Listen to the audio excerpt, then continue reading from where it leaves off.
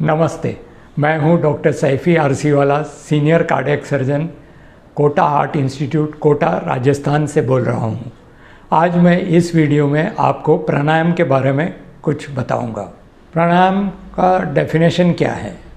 वो दो शब्दों से बना है। एक है प्राण यानी कि वाइटल फोर्स यानी कि ब्रीदिंग, सांस लेना, और यमा मीन्स कंट्रोल, सांसों को कंट्रोल करना, इसे प्राणायाम कहते हैं। प्राणायाम की हम जब कभी भी बात करें तो बाबा रामदेव का नाम आना अवश्य है। बाबा रामदेव ने सिर्फ भारत में नहीं बल्कि सारे विश्व में प्राणायाम को प्रसिद्धि दी है। उनके कारण प्राणायाम की प्रसिद्धि सारे विश्व में फैली हुई है।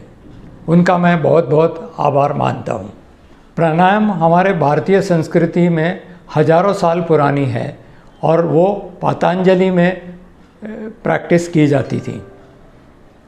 बाबा रामदेव ने पिछले 20 वर्षों में प्राणायाम को काफ़ी प्रसिद्धि दिलवाई है और हमारे देश में ही नहीं, पूरे विश्व में इन्हें एक रिकग्निशन मिला है प्राणायाम को कि ये एक बहुत अच्छी रेस्पिरेटरी एक्सरसाइज है जो हर कोई ने करनी चाहिए।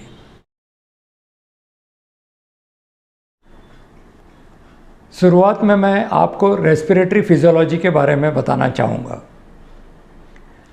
दो महत्व के पॉइंट है।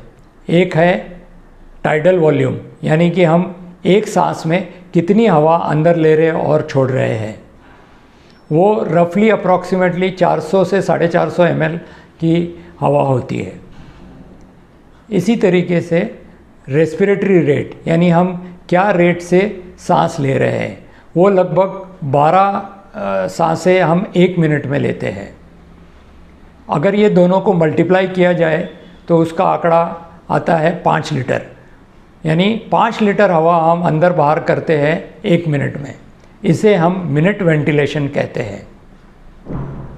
ये मिनिमम रिक्वायरमेंट है हमें ऑक्सीजनेशन की। जब कभी भी हमें स्ट्रेसफुल सिचुएशन होती है या हम एक्सरसाइज करते हैं तो हमारा टाइडल वॉल्यूम भी बढ़ जाता है और मिनट वेंटिलेशन भी बढ़ जाता है। कई बार हमारा रेस्पिरेटरी रेट यानी कि सांस भी फूलने लगता है, जिससे हम सांस तेज़ी से लेते हैं। और एक चीज़ जानना बहुत ज़रूरी है कि जब कभी भी हम सांस अंदर लेते हैं तो उससे बाहर का ऑक्सीजन हमारे शरीर में जाता है, और जब कभी भी हम सांस बाहर छोड़ते हैं तो हमारे अंदर का कार्बन डाइऑक्साइड बाहर जाता है। रेस्पिरेशन में हमारे कौन कौन से मसल्स यूज़फुल होते हैं? चेस्ट मसल और डायफ्राम, ये दोनों बहुत महत्व के मसल हैं।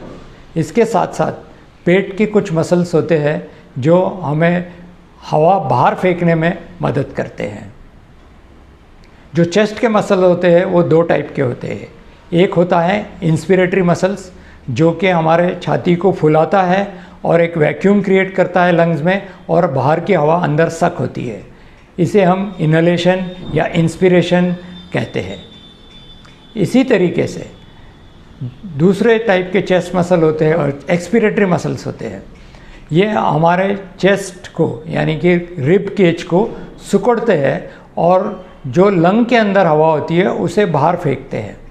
इसे हम एक्सपिरेशन या एक्सहेलेशन कहते हैं, जिससे शरीर का कार्बन डाइऑक्साइड बाहर फेंका जाता है। डायफ्राम की मूवमेंट्स दोनों में हेल्प करती है, इंस्पिरेशन में भी और एक्सपिरेशन में भी। इसलिए डायफ्राम एक महत्व का रेस्पिरेटरी मसल्स है हमारे शरीर में। हम हमारे हाथ पैर के मसल्स की रोज़ एक्सरसाइज करते हैं, चाहे वो वॉकिंग के फॉर्म में हो, चाहे वो रनिंग के फॉर्म में हो, या जॉगिंग के फॉर्म में हो, या जिम में हम हमारी एक्टिविटी करते हैं, या एरोबिक एक्सरसाइजेस करते हैं, या कार्डियोवास्कुलर एक्सरसाइजेस करते हैं। ये सब में हमारे हाथ और पैर के मसल्स यूज़ होते हैं। इसे हम एक्सरसाइज करते हैं। क्यों हम एक्सरसाइज करते हैं? क्योंकि हमें इसमें ताकत बढ़ानी है ताकि हम रोज़ की हमारी एक्टिविटी अच्छे से कर सकें। इसी तरीके से हमें रेस्पिरेटरी मसल्स की भी एक्सरसाइज करनी चाहिए ताकि हम हमारा रेस्पिरेशन अच्छे ढंग से कर सके और हमारे पूरे शरीर में अच्छे ढंग से ऑक्सीजन पहुंचा सके। जब हम हमारे रेस्पिरेटरी मसल्स को अच्छे से ट्रेन करके स्ट्रेंथन करेंगे तो हमारे लंग्स में ऑक्सीजनेशन भी अच्छा होगा, क्योंकि हम अच्छे से ब्रीदिंग कर सकेंगे। और जब हमारे शरीर का ऑक्सीजनेशन अच्छा होता है उस समय हमारे वाइटल ऑर्गन्स को ज़्यादा ऑक्सीजन मिलता है और वो सारे वाइटल ऑर्गन्स अच्छे से फंक्शन कर सकते हैं और एनर्जी प्रोड्यूस कर सकते हैं। ये एनर्जी प्रोडक्शन जो होती है ये हमारे बॉडी के रिपेरेटिव वर्क में काम लगता है, यानी कोई भी हमारे शरीर में जख्म हो या कोई भी डैमेज हो उसे हीलिंग के लिए जो एनर्जी रखती है वो एफिशिएंटली यूटिलाइज हो सकती है। प्राणायाम से हमारा टाइडल वॉल्यूम बढ़ता है, मिनट वेंटिलेशन बढ़ता है, इसके कारण हमारा ऑक्सीजन लेवल शरीर में बढ़ता है और जब ऑक्सीजन लेवल पूरे सारे वाइटल ऑर्गन्स और पूरे शरीर को अच्छे से मिलता है तो पूरा शरीर अच्छे से फंक्शन कर सकता है और हमको बीमारी से लड़ने की एक क्षमता बढ़ जाती है। और प्राणायाम किस तरीके से हमें बीमारियों में मदद करती है? पहले तो लंग की बीमारियाँ, अक्यूट इन्फेक्शन हो या कोई क्रॉनिक इन्फेक्शन हो, दोनों इन्फेक्शंस में प्राणायाम बहुत यूज़फुल है, क्योंकि जब हम हमारे रेस्पिरेटरी मसल को ट्रेन कर देते हैं और स्ट्रेंथन करते हैं तो हमारा लंग फंक्शन ऑटोमेटिकली इम्प्रूव होता है और हमें क्षमता मिलती है कि हम अच्छे से ब्रीदिंग करें, चाहे हमें इन्फेक्शन क्यों ना हो। इसी तरीके से कुछ मस्कुलर डिसऑर्डर हो सकते हैं जिसमें मसल वीकनेस होती है, जैसे कि मायस्थीनिया ग्रेविस या जीबी सिंड्रोम ले लो।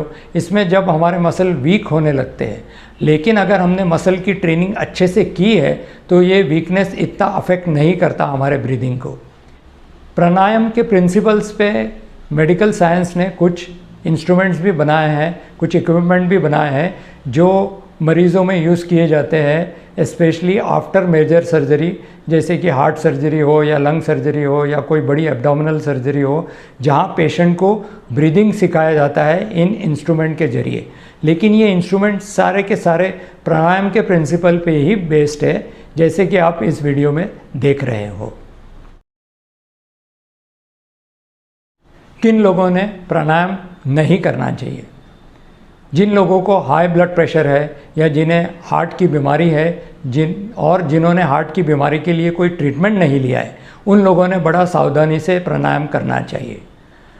इन बीमारी का इलाज प्राणायाम नहीं है, लेकिन अगर आप इसका मेडिकली इलाज करते हैं और फिर प्राणायाम करते हैं तो वो ज़्यादा इफ़ेक्टिव रहता है और हो सकता है धीरे धीरे करके आपकी बीमारी कंट्रोल में आए और आपकी दवाइयाँ कम हो जाए। कुछ लोग बड़े एंथुजियास्टिकली यानी जोर लगा के प्राणायाम करने की कोशिश करते हैं। जिनको बीमारी होती है उनको हार्ट अटैक आने की संभावना बढ़ जाती है, तो बड़ा केयरफुल रहे जिन्होंने अगर अपनी ट्रीटमेंट नहीं करवाई है हार्ट की बीमारी के लिए और वो सोचते हैं कि प्राणायाम से उनकी हार्ट की बीमारी ठीक हो जाएंगी। ऐसा नहीं है। कृपया करके पहले अपनी ट्रीटमेंट करें और फिर प्राणायाम की एक्सरसाइज करें। ऐसा नहीं करने पर आपको हार्ट अटैक आ सकता है, क्योंकि प्राणायाम से आपकी बीमारी जाने वाली नहीं है। एक बात और है, अगर आपको कोई बीमारी नहीं है और आप प्राणायाम करते हैं तो हो सकता है कि ये बीमारियां डिले हो जाए या ना हो, इसलिए प्राणायाम करना ज़रूरी है बीमारी होने के पहले। बीमारी होने के बाद प्राणायाम का इफ़ेक्ट थोड़ा कम होता है, लेकिन अगर हम साथ साथ में ट्रीटमेंट लें तो उसका इफ़ेक्ट भी अच्छा आ सकता है। अगले वीडियो में मैं बताऊंगा कि कोरोना हमारे लंग को कैसा अफेक्ट करता है और प्राणायाम हमें कैसे मदद करता है कोरोना के लंग इन्फेक्शन से बचने के लिए, और अगर लंग इन्फेक्शन हो गया है तो उसको सीवियरिटी कम करने के लिए